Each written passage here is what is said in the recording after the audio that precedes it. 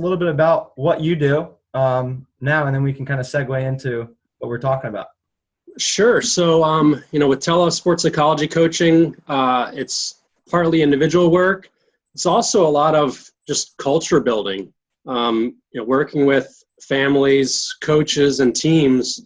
To me, mental toughness, it's not just an individual endeavor. It really needs to be supported by those around and encouraged by those around. So that's kind of my role. I work with some juniors one-on-one, and it's really a lot more kind of culture type big picture work. Awesome. That's really interesting.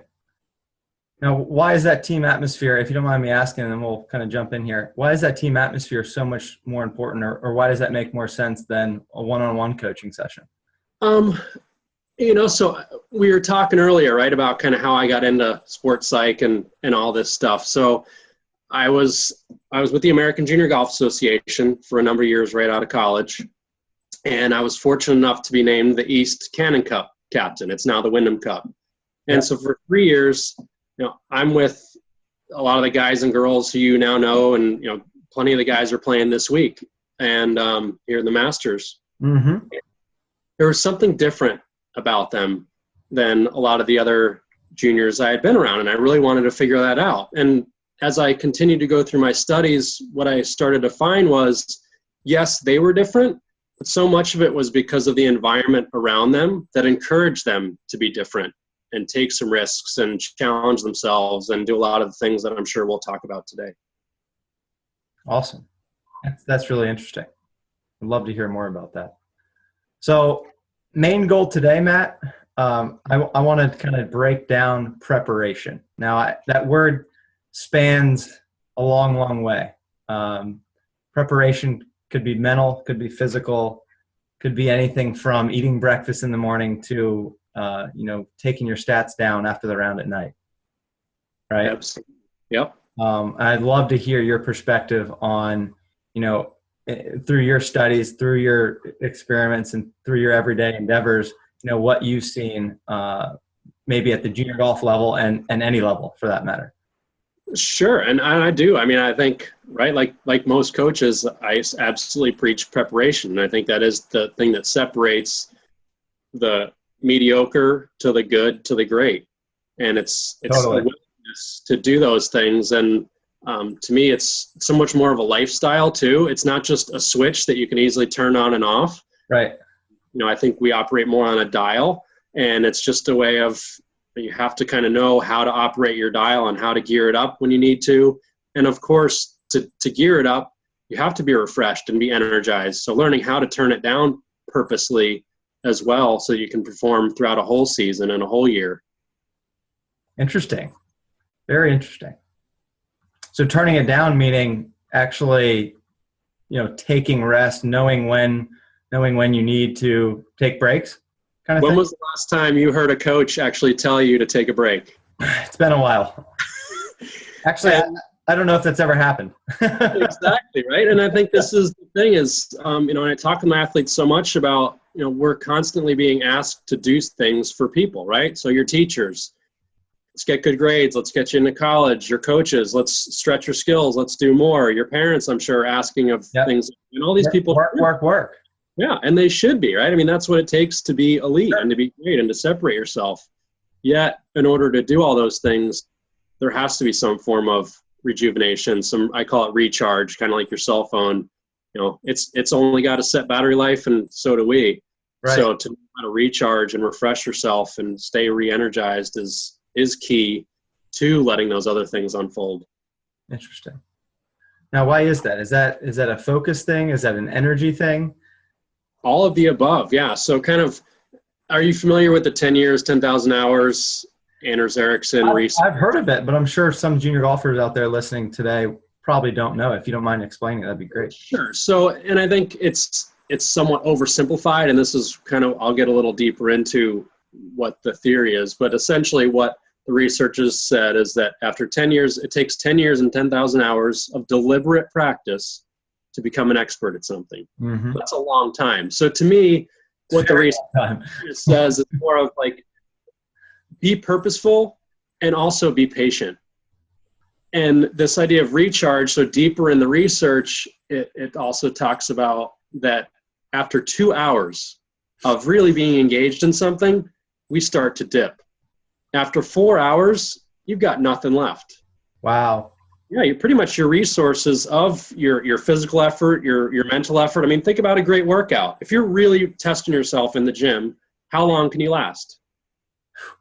Not very long. I mean, if there's no breaks, you're not taking water breaks, you're not taking time to rest, it wouldn't be more than 30 minutes. And mentally, we're exactly the same. We don't think of our mind in the same way as our body, but That's they a great truly, point. they kind of clearly work together, right? So, yeah, I mean, if we think about a lot of the mental work I do, I explain to people in a physical sense to make it a little more tangible. And I think that helps people understand this idea of recharge and being purposeful with the limited energy you do have and just using it well. Absolutely.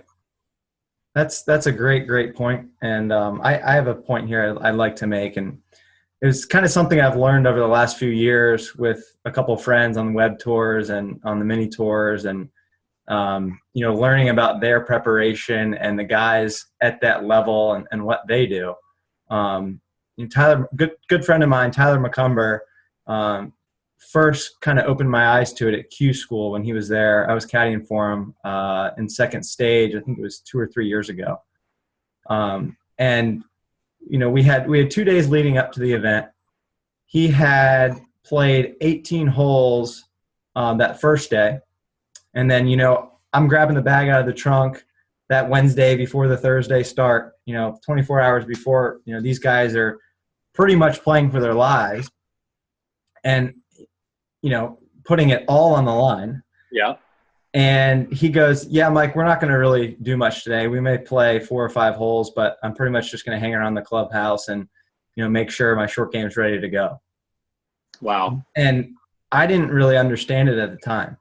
Yeah. Now, fast forward to yesterday, I'm watching Masters live on the range, right, with Brian Kroll and all the other guys that host it, and they're talking about how Phil, Rory, Bubba, and Bubba was just battling the flu, but maybe not him, Jason, Justin Rose, these guys, they gear up, Monday, Tuesday, maybe not even Monday. Tuesday they do play. A lot of times I hear that.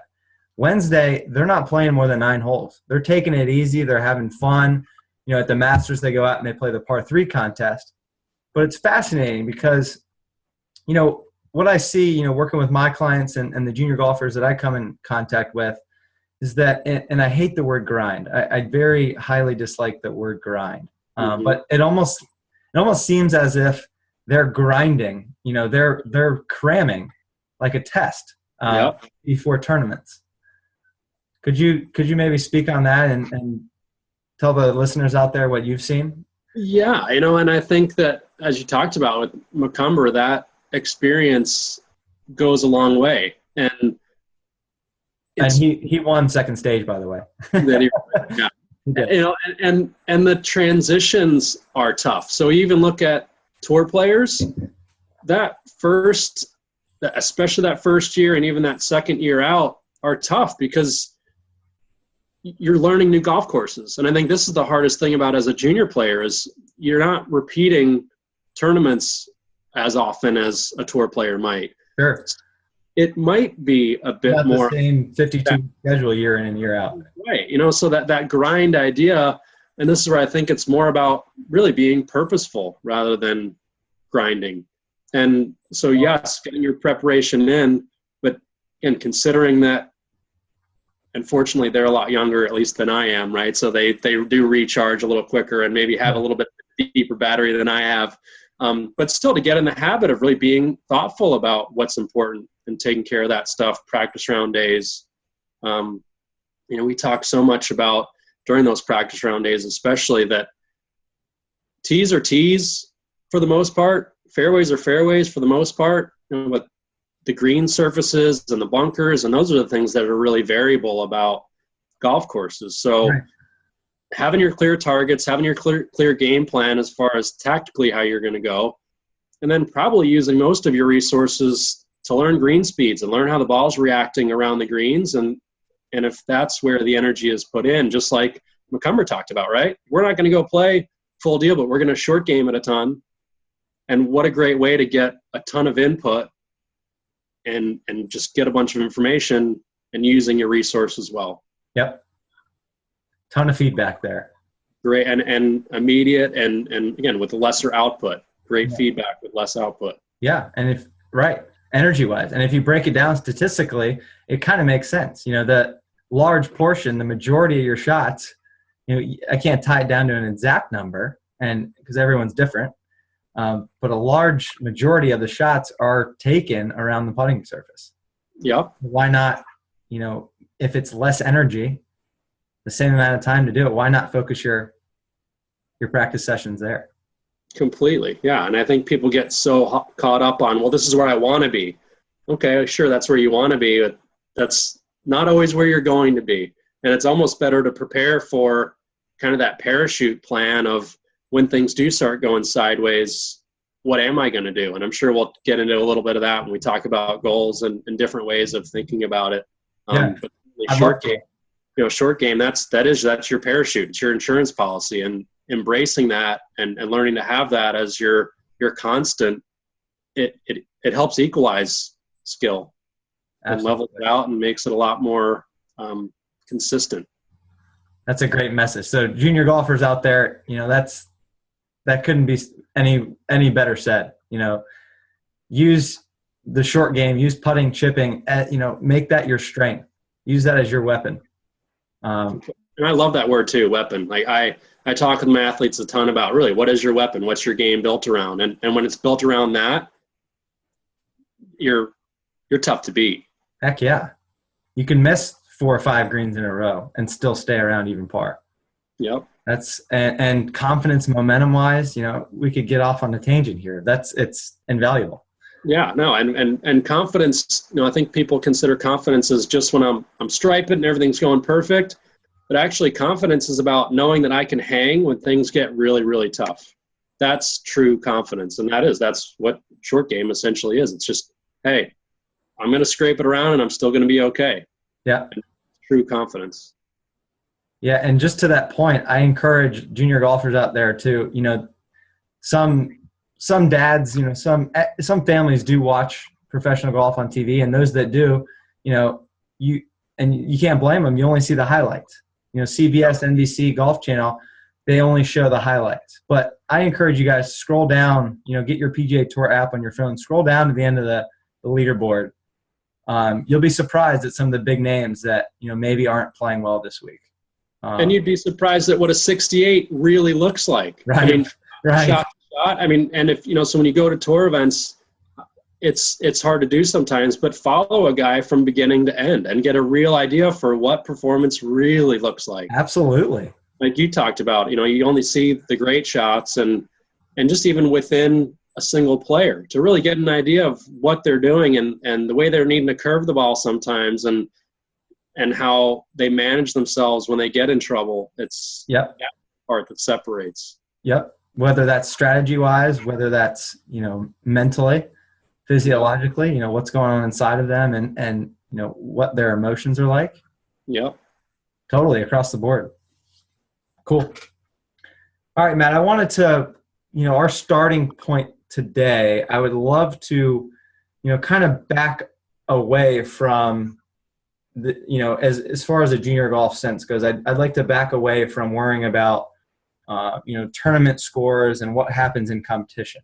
I want to talk about more so what happens before the fact, whether it's a month before, when does that, or I guess my question is, when does that preparation start for you and for your guys? Yeah. And I think, and how does it look? It's constant. And I think that's the thing, right? It doesn't really start and stop. And that's where, as we start talking here about goals, like to me, it's about a lifestyle. And we I think one of our initial conversations that spurred the interest in us doing this together, we talked about essentially, right? It was Bubba and the Masters. That's right. And, you were talking about vision boards and whatnot. Yep. And I think one of the coolest things that each of us kind of reflected on was that first time that Bubba won the Masters and, he's there, he's got the trophy, the green jacket, the whole deal. and they're asking him like, what did you imagine this moment to be like? Or the question was something like that. And he said, honestly, in my dreams, I never got this far. Wow.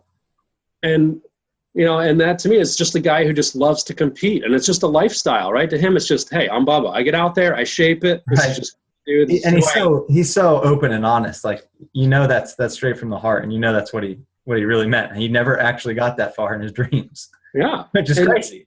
Yeah, I know, and that to me that's what preparation, it's like, it's more of a lifestyle. Just, hey, look, this is who I am. This is what I do. Drop me in the Masters or drop me in, I'm fortunate to be right here at Harbor Town. So next week the pros come, here. And it's not like you're a completely new person now when you come here. And obviously this place doesn't suit itself well for Bubba, so we likely won't see him here. And he has the good fortune to pick and choose his schedules. Yeah, Town doesn't have too many wide open fairways that you can hit at 320 on. Yeah, but there's some carving out there. I'd love. Oh, absolutely. Shape It'd be fun to watch him play. Yeah, it would be. It'd be different. But again, for those that don't know Harbor Town, it's I don't know who designed it. Do you know who that was?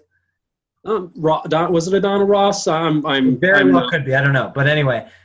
For those of you that don't know, the fairways are about 15 to 20 yards wide on any given hole. Tree line pines throughout the whole course, and a very, very good test of golf. That's the part I do know. It is a great test and fair. Yeah. Fair, completely fair. Completely different than Augusta, where they're playing this week. But I totally would be cool to see Bubba tee it up at Harbor Town. Completely. And again, I think there's that lifestyle thing, right? Like Bubba just kind of knows that week is probably a good week for me to just recharge. Yeah. He's probably not going to come here and fight it. He's just going to let it go and recharge and get ready for whenever the next opportunity is. Yep. Let's talk a little bit about that. I love your perspective on that. There really is no start date on preparation. I think that's a great message for the junior golfers and their families out there, that you may be gearing up per se for an event, but that preparation doesn't come to a halt and doesn't have a beginning or an end date. No, I mean, the only real stable thing we have is kind of knowing who we are and knowing what our skills are and knowing how to use them. And, to me, that's what preparation is. It's just continuing to refine your skills and learn who you are or learn what your game is. And I love, again, you talked about that word weapon. Yep. What your weapons are and lean on those. Yep. And going to be your stabilizers. Totally. Now, one thing I do with my guys, and it's actually called a SWOT analysis. Now, a lot of people know it's basically an evaluation of your strengths and your weaknesses. I'd love to hear your take, Matt, on when you're evaluating it. Not your preparation doesn't start or end. We've already cleared that off the table. Mm-hmm. But when you're starting to evaluate your game and yourself and kind of become more self-aware of who you are and what your game's about, what kind of drills or techniques or experiments do you do as far as that goes? And I definitely encourage, same as you, like do some stat tracking and do some of those things. Yeah. We talked earlier about the when, right? So that's where I think some of this purposeful, really timing out your schedule of when is the appropriate time to look at my stats and change my technique, or those parts have to be built in as well. So it's not like you just look at your stats and, okay, I'm not in enough fairways, so I need to start kind of working through the driver a little bit and go see my pro. And there's going to be a couple week process in there too. So really looking at the year as a whole and looking at different areas where you are going to have those opportunities to refine your game and build those in purposefully. And yeah, after rounds, certainly check out your stats, know what your weapons are, know what things that you do want to work on when you have the time to. I think you have to, right? It's completely do. It's almost a vital thing these days. It's not like maybe I need to do it. It's, if you don't know, Justin Rose, for example, he thought he was a horrible short putter. Foley and him looked at his stats. I think it was after the end of last year, and they actually found out that he was one of the top guys on tour inside of 10 feet. Right. So, and maybe he was spending too much time on short putting drills. I don't know. But that kind of goes hand in hand with the energy perspective. Conserve your energy and only work on the things. Not saying he doesn't need to work on short putting. You're always going to have short putts. But maybe he could use his time more efficiently elsewhere. Correct. Yeah. No, and I strongly agree and support that. And so, the point being is, stats are important. And if you can quantify where you're strong and where you're weak, there's no better eye opener than that. To a junior golfer, amateur golfer, college golfer, doesn't matter what level you're at. A great point. I think that the ideal is as well to try to, and I'm sure we'll probably talk about this, but just compete during the round with whatever your stats are and whatever you're bringing. And then after the round I kind of break it into are you a player or are you a scorekeeper? Right. Big ideas, right? Like play now, scorekeep later. So right. When you're having your lunch or any of those things, sure, those are times to jot down your stats. And I also kind of use this image of stats shouldn't be looked at under a microscope. We want to kind of keep a wide angle lens on them because we know that it's going to take time to change those numbers and change those stats. And it's going to be more kind of like that dial idea. It's an evolution. And that's back to this, right? It doesn't start and stop. We don't just lose skill, gain skill. Right. It's a constant building and flowing process. Absolutely. And it only makes sense if you're working with a small sample size of 10 to 15 rounds, that, although that might sound like a lot, I don't know, what is that, like 300 holes? Right. It still doesn't define you as a player. And it may give you a decent look into where your stats and where your strokes are being placed and where you're losing shots, but it doesn't define anything. And I think that was an interesting number you threw out, 5, because I think a lot of people who are probably listening to this are thinking, that's a lot. That's a lot of tournaments. And it is. But in the sense of really statistically, in a science sense, that's still pretty statistically insignificant. It is. You need a much bigger sample size than that to really make an adequate assessment. Absolutely. So, and Matt, I liked a lot what you said about, kind of separating when you're in competition in that moment of competing and after the round. So you used the word compete. Correct. What does that mean to you guys? What does that mean to you? That's the exact question I ask my athletes, right? It's like, what does competing mean?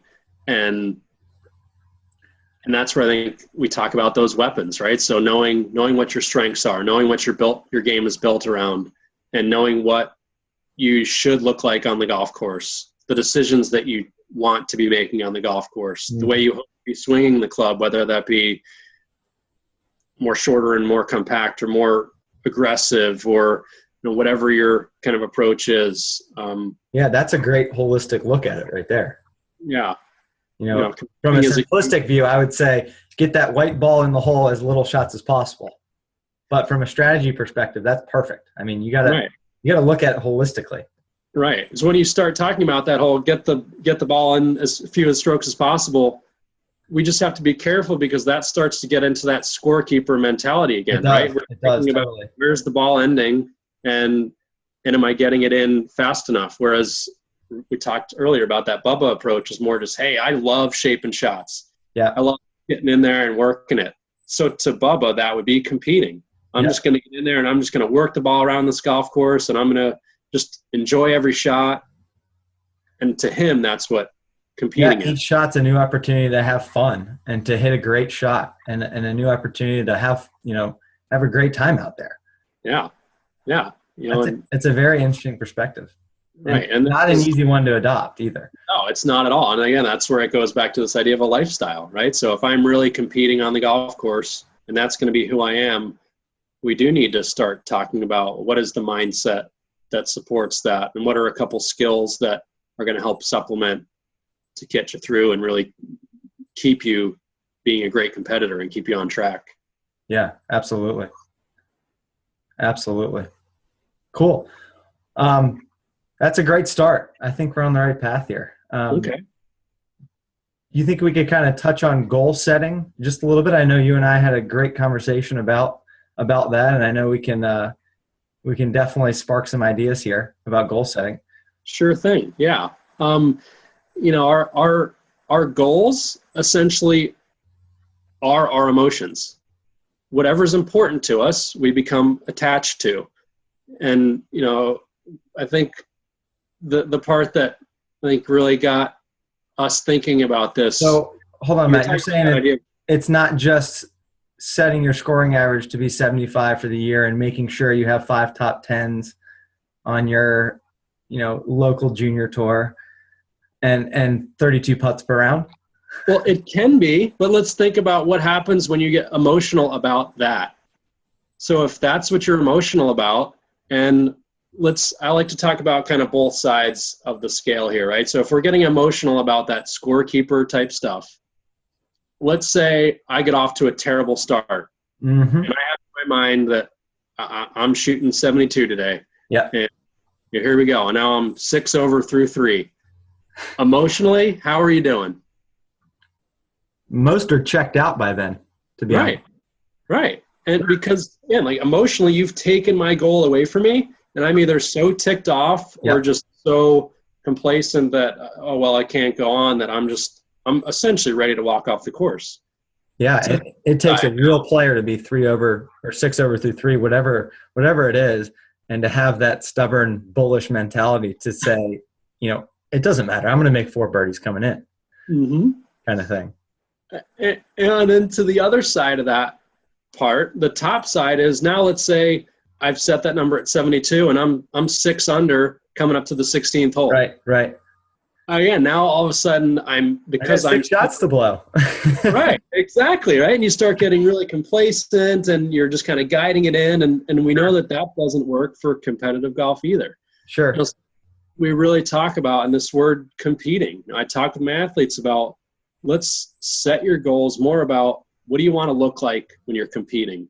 What are you going to feel like when you're competing? And let's make that the goal, and let's try to clarify that as much as the number on the bottom of the scorecard or whatever your ranking is in junior golf, whatever rankings you're checking out. And it's difficult to clarify those ideas. We talked about a bit that vision board thing, right? And everybody's vision boards is them holding trophies or them hanging out on the boat with their girlfriend or whatever the deal is. Or them in their gigantic mansion after they win the Masters. Right. And again, that's nice to be emotional about, but when you're in the middle of a round, that's not going to really be helping you out. Absolutely. How much good does that actually do you? What about having those pictures of you, really grinding out a 6-footer in a big situation? There's a crowd around. Yep. Or you're behind a tree. And what do you want to be looking like? What are the steps you want to be going through? Are you really embracing the challenge of that moment? And trying to get more emotional and clear about those competing moments and make that your goal of just in this lifestyle choice of, I'm just going to be a great competitor. And this is what that means. And that's what this year is going to be all about. That is a great goal. That is awesome. That's a totally different look at it right there, ladies and gentlemen. I mean, to look at it from that perspective, in the sense that, for me, it's almost a self-awareness thing. Are we on the same page there? If it's completely. Yeah. Sorry, I'm in my head. I didn't give you the audio. No, that's okay. For me, it's a self-awareness thing because, seeing yourself, like you were saying earlier, walking up to that tree that you're stymied on, how are you going to react? You're going to throw your hands up in the air and say, well, this is it, it's over? Or you're going to realize that it's maybe, statistically speaking, maybe it's a half a shot off your score. But again, that, I just caught myself there. It's going back to thinking about score. Or you're going to take the Bubba approach, right? Of, cool, how can I shape this one out of here and make this a really cool adventure? Right. Yeah. And he went Masters that way, right? He'd blown it in totally. It's a single hole playoff. And he's 40 yards deep in the trees. Yeah, the iconic spot on number 10 at Augusta. All right, and that's the ideal of, right? I'm just, hey, here's my game. I shape it. Here's just another opportunity to shape it. Yeah. Just him being a competitor. So I've been to Augusta once since that happened, and I've talked to a few people that have walked the grounds in the last couple of years, and it happens to be that there's a big X. Somebody spray paints there every year to show the patrons and the spectators where Bubba hit that shot from. And if you go there and you look at it yourself, it's almost unreal how much he hooked that wedge. And unreal. It was 45 yards aiming, into no man's land. If he hits that ball straight, not a chance in the world. He comes close to even tying that playoff, let alone winning it. It is unbelievable the shots that he can hit and the imagination and the imagery that he can, that he can present himself. But I haven't personally seen Bubba practice, but I'm sure that his practice looks something like that too. Yeah. He's shaping balls. He's seeing what he can pull off. And I think you talked about that self-awareness, right? We have to know what our limits are. That's a big part of goals, and knowing who we are and who we want to become, and really bridging that gap and falling in love with that gap in between of what's it going to look like as I'm closing that gap. And that, to me, again, is what goals are about. Seeing yourself in that moment and envisioning where you're trying to go before it actually happens. And how you're going to be in that moment. Right. Not just where you hope that moment takes you to. Right. But really in that moment, like really creating this bridge between this is where I am, this is where I want to be. Same as a golf shot, right? This is where I am and this is where I want it to finish. Yeah. I work with my athletes on, let's make that middle part just as clear. And that gives your body some great information and it helps you execute way better. I was just about to say that makes it so much more clear. Mm-hmm. And then I'm sure that translates into your, the commitment you have for that shot. You're much more committed once you can actually see it happening and you believe that it's going to. Absolutely. Totally. Great stuff. Yeah. What anything else preparation wise? I know we chatted about goal setting there for a second, but there's so many things, so many intangibles that, these junior golfers, I think, are overlooking in preparation. It's a repetitive cycle almost. It's, go out, play a practice round, 18 holes, get a good look at the course, make sure you don't hit it in the water on 7, out of bounds on 12, and make sure you put it in the middle of the green on 13 because it's a 3-tiered green. Right. In the center. How much more is it than that? Because I think they're missing out on a big chunk here. Yeah, and that's where I think the practice part comes in as well. Sure.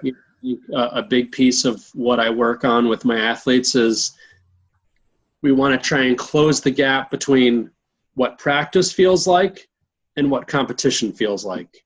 If we can somewhat level that playing field to make practice a little bit more intense, I think Jordan Spieth and his coach talk about this consistently. Really it's about having purpose at practice, which means challenging yourself appropriately. So I'm going to give you in the physical example. If you're going to the gym, Mike, and you're going to lift weights, if you lift 1 pound dumbbells 10 times, are you going to get a lot stronger? Not going to do very much. No. So that's the same as just going through the motions, just practicing the easy shots that you already have in your bag and just moving on, right? Like right. You look cool, maybe, because you can pull off these shots, but you're really not getting any stronger, any bigger. Sure. The other side of that, if I were to tell you, all right, Mike, go into the gym and sorry, I don't know how much you lift, but I want you to bench this 350-pound right now. You certainly didn't undercut me there. So, right, like having a challenge too big, while if you can get that up, sure, you're going to be a rock star in the gym and people are like, wow, look at that dude pull that off. But right. There's a high risk of injury. And you're also not going to get a lot stronger training that way. Right. So when you think of it in a physical sense, what do you look like when you're really working out hard? What's going on for you?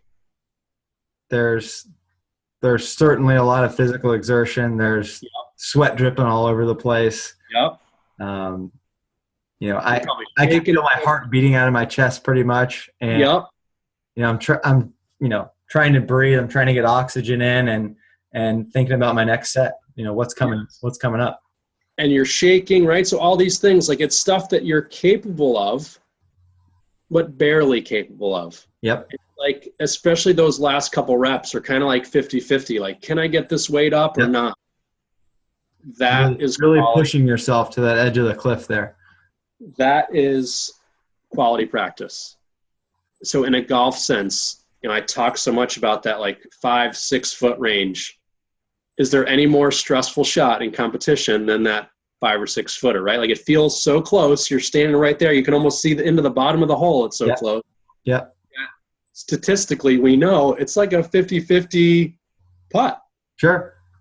And, that to me is practicing drills like that and putting yourself under purposeful stress during practice that's how we get stronger physically. We stress ourselves out a little bit. So during training, that's also what it should be like. Now, golf obviously isn't a physical strain. I just use that example. Sure. That's a great example. It's about having a high heart rate and having it really matter. And again, it's not a huge challenge. It's not something that is that 350-pound lift. It's more of just those last couple reps. I'm shaking, I'm sweating. I'm not sure if I can do it or not. I feel like I should be able to. That is great practice, and that is great preparation for competition, because that's what competition feels like, doesn't it? Absolutely. So putting yourself in that practice environment, in your practice space, putting yourself in a game-like situation or a tournament-like situation. Completely. And that's where this idea of, as we started at the beginning with quality practice and deliberate practice and why you can only last for maybe 30-minute spurts, it's the exact same. If you're really practicing with quality, turn that dial up and get it ramped up to as close to a 10 as you can. And once you start feeling yourself drift, just walk away. Purposely dial it back down, the same as you would in the gym, right? Go to the water fountain, take a break, stretch out. We just don't think of golf because it's not as physically taxing in that sense. But it can certainly take a toll on you mentally and emotionally. Yeah, completely. And if you're doing it right, if you're practicing appropriately, it should take a bit of a toll on you. That's closing that gap between practice and competition. Absolutely. And I love it. And one thing that was kind of running through my noggin here while we were chatting about that is pushing yourself, and not in a physical sense, more in a golf sense, but pushing yourself to your absolute limit, your boundaries, whether that's pressure-wise in practice or, you completely using your imagination to hit the biggest hook you can, the biggest cut you can. Tyler McCumber, I'll quote Tyler McCumber here, and it's one of the best quotes that I love repeating. If you're not living on the edge, then you're taking up too much space. Wow. It's one of my favorites. Yeah. Basically, you can take that as you want, but basically means if you're not pushing yourself to your absolute boundaries, then you're not pushing yourself to be your best. And it also means you are going to fail. True. I think that's such a big piece that I talk about with my athletes too, is we need to be willing, not that we want to, but you have to be willing to fail. And for some people more than others, and especially during the teenage years, that's a tough thing, right? We care a lot about what other people think of us. Oh, absolutely. I remember being, I've played a lot of competitive events, and some of the most nervous times were in those junior golf events. The butterflies were rolling that morning. As soon as you wake up in the morning, that you're playing a round, for the championship or something that's important for you. Yeah. And not to make it overly dramatic, but golf is really one of the only sports where you are the only action that's going on at that time. Yeah. All eyes are on you. Yeah. Even we think of like tennis as an individual sport, but the ball's moving around and the crowd is kind of active in the whole thing. But in golf, your fellow competitors and the gallery, it's just all eyes on you. What kind of effort are you making? What's the result tied to that effort? So it's hard to keep that effort level up, especially if you start failing a little bit, right? We naturally kind of protect ourselves and start like, oh, well, I'm just not going to try that hard so I don't look so bad. Right. But since that's that, if our goals are more about being a competitor, It's just, again, a lifestyle. This is who I am. This is what I do. I just compete from the opening tee shot to the last putt drops. This is what I do. This is my nature. And of course, in the end, that's the mindset that gets you much further over the course of a season. Absolutely. So another thing that popped in my head there was fear. A lot of people don't fail because they're fearful of failing. They're fearful of taking that leap of faith and trying something they never have. Yeah. Can you talk about that a little bit and maybe what you see on a daily basis? Sure. And fear is real. I mean, it's totally, and I think that's what when people, those no fear t-shirts and all that stuff, like, okay, I get it. Right. But that's not real. That's not what it's they all have to wear those. Those are the BMX bikers and the X game guys. They have they fear get hurt. and they use it. They use it to their advantage. To help us. Fear is there to obviously help us survive, right? I mean, it's without it, life is dangerous. Yeah. But knowing, and that's why I talk about this idea of challenge. It's not going and doing crazy, stupid stuff. It's not about that 350-pound weight trying to do something that you're clearly not capable of. True challenge is doing that thing that's kind of a 50-50. Can I do it or can I not do it? I don't really know. You know what? I'm going for it anyway. Yeah. Really, people who are consistently motivated and really enjoy competition, they like that feeling, the heart rate going, right? The blood pumping, the attention a little bit. They love it. They crave it. I think the best way to say it is they embrace it. They embrace that moment and they embrace the fact that, that 50-50, they could fail or they could succeed.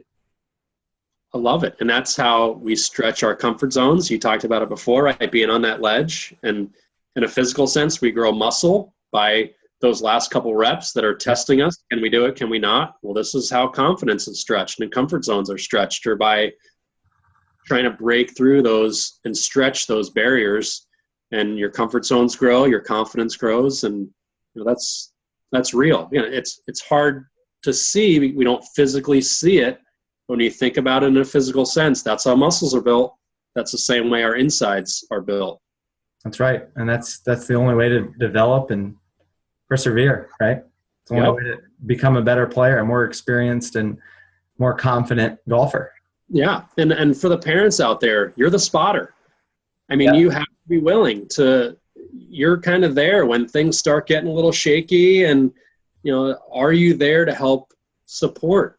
This is tough stuff. It's brutal being a parent. Absolutely. And we both know that.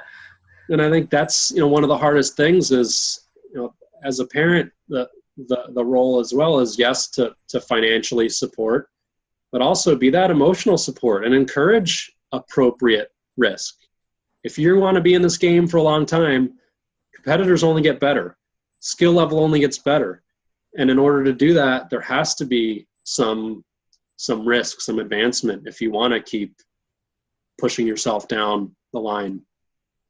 Totally. And one more thing for the parents listening out there, and Matt, I'd love to hear your take on this, but my latest, when parents ask, what should I say? What should I do? How should I interact with my junior golfer? Obviously there's restrictions on when you can and what to say and what to do. What my most basic answer that's seemed to work very, very well recently is just tell them that you love watching them play, that you enjoy being out there and you enjoy watching them compete. What do you think about that? And what a great way to reinforce that idea of being a competitor, and that's the lifestyle. Yeah. Just, hey, I love who you are. I love what you're doing. When you compete, I'm impressed. I enjoy it. I love to watch you. I don't think there's anything better that would reinforce a competitive, appropriately risk-taking mindset than that. And letting the junior lead, which is really, really tough. Yep. I know as adults, we have far more resources and experiences to lean on. And if we continue to just tell, they're sheltered to a degree. And instead of, maybe think about it in this sense, instead of being that critical parent, pointing out all the things that are wrong, maybe be not so much that nurturing parent, but, keep it more adult to adult. Even though your child's 15, 16, 17 years old, keep it adult. Make sure the stuff, it makes sense to them, and make sure you're kind of on, giving them a little bit of the say in it too, a little bit of the power, if you will. No, completely. Yeah. And they see what we as adults, how we react. Oh yeah. And oh yeah. things as well. So for the parents, it's also what is your goal when you're out there? What do you want to look like during competition? Right. What do you want? All those things. What are your insides doing? What's your body language looking like? Yeah. And that's a big part of being on the team and being a part of the team. And as I talked about at the beginning, that Cannon Cup experience I had was, yes, it was largely about the junior golfer, but it was also supplemented and supported so much by their parents and by their coaches who encouraged a lot of these things that we've talked about today. I love it. Awesome stuff, Matt. Yeah, this is cool. I would love to hear your take on, maybe having that conversation with, the junior golfer and the parent. There's an interesting dynamic there that we could break down a little farther. So many that I run into, and I'm sure it's close to the same, if not the same in your world, they haven't had that conversation of, what am I like on the course, one, as a junior golfer, and then, what's my role as a parent too? Do you have anything that you could chat about on that topic? Yeah, I think that's a very healthy, a difficult, but certainly a healthy dialogue to have. And I think showing that also as adults, we don't have all the answers either. Mm-hmm. We're not foolproof. We make mistakes, right? We have to stretch ourselves too to become great, and we support each other through this journey. So, well, yes, I think those are tremendous opportunities to have. And I think how you phrased it, right? So, hey, how do we want each other kind of looking out there? And what does that mean? And after rounds, how do we want this all to go? And having that be a part of this lifestyle just carries you through so much longer and builds tighter bonds. And yeah, the earlier the better. If you can set that framework up front and get that out, and everyone's on the same page, I think you're a leg ahead. Completely. You're building a great team. We think of golf as an individual sport. It's not. No. None of us operate on our own. We need that support, that team around us, and family. Big. They are to that point. When you listen to these PGA Tour players after a win or after some success that they've had, the words they're using now are "we" and "are." Yep. In that team dynamic, in that team reference.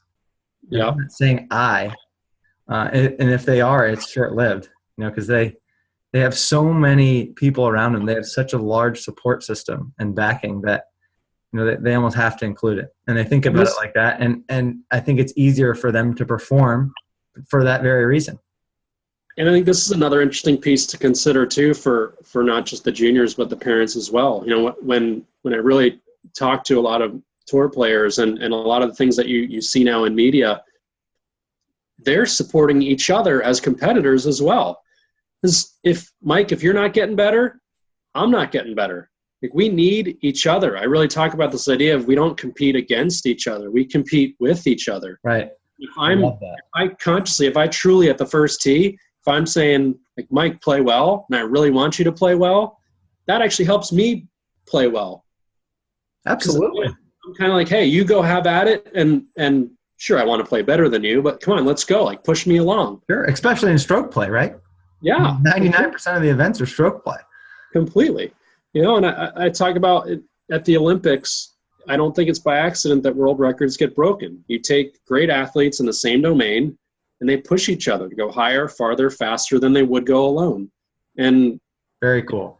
Sense for both players and parents to consider, we need those other great competitors to help us get better. So don't look at it as they're against me. No, they're actually with you. And back to this idea of tour players, I think it was Rory McIlroy and Ricky Fowler, a couple years ago at the PGA, and on Twitter, they're thanking each other for, hey, thanks for great competition, and I can't wait till we get back home in Jupiter and we can keep pushing our limits together. Yep. And they're vying for number one in the world at the time. So cool. And and they're like really looking at each other as we need each other. And yeah, confusing to some, but it really, it makes sense in the grand scheme of things. Yeah, and I know in the sense that you're taught, that the students you work with, there's only a limited number of scholarships. There's only a limited number of college spots. So it's easy to become selfish and guarded. Each other. Yeah. And to be honest, one thing I do with my guys, I do group coaching sessions now. Yep. Because they can all push each other. They can all pick apart, learn one or two things that week off each other. Have them share their experiences and their stories, and that's become a great fundamental starting ground for their development. You've got a great model. That's that idea of a solid team, and as I talked about, that Cannon Cup thing. You're building that support team around them, and keep pushing each other. It's a lot of fun. It's a lot of fun along the way too. Yeah, and again, I think that also helps reset goals, right? We continue to kind of push each other and mold each other and be great competitors, and you as the leader of that, you kind of shape the goals of that group with them. So that's great stuff. I'd like to hear more sometime. Yeah, absolutely. We're kind of running out of time here, Matt, but I got one more question for you. Bring it on. And if you were to pick or pinpoint out one thing that a junior golfer or a competitive athlete in any sport could get better at, what would that be, and where would you focus their time? I'm going to go back to kind of the bread and butter. It's just embracing challenge. If we want to become better, becoming a little bit more comfortable with that sweat, with that shake, with that little bit of anxiety. I think we typically shy away from those type of situations. Yet think of the other extreme. What if life was just sitting on the couch and being calm and cool and collected all day? You'd be bored out of your mind. Yep. So I think really just helping athletes clarify that idea of embracing challenge, and really, to me, what does that look like? What does that mean in practice? And what does that mean in competition? Pushing yourself to those limits and finding those situations of 50-50, failing and succeeding. Then you get in competition, and it's just like, hey, it's a lifestyle. This is just who I am. Yep. Let's go. I love it. Bring it on. And that is true, enduring motivation. And to me, that's the trademark of being successful in any domain. Totally. 100%. Well, there you have it, ladies and gentlemen. Matt Cuccaro from Telos Sports Psychology and Coaching from Hilton Head Island, South Carolina. Matt, it was a pleasure. A lot of fun having you on. I'm sure we'll have to do it again soon. I appreciate it. And for any folks out there in the Twitter world, they can let them know how they can find you. That'd be awesome. It's at Mental Coach Matt. Awesome. There's your plug. I appreciate it, Mike. And hopefully we can catch up and see each other out there. And feel free, any questions or whatnot, Mike, you've got my email address, so feel free to have folks shoot stuff my way. Yeah, absolutely.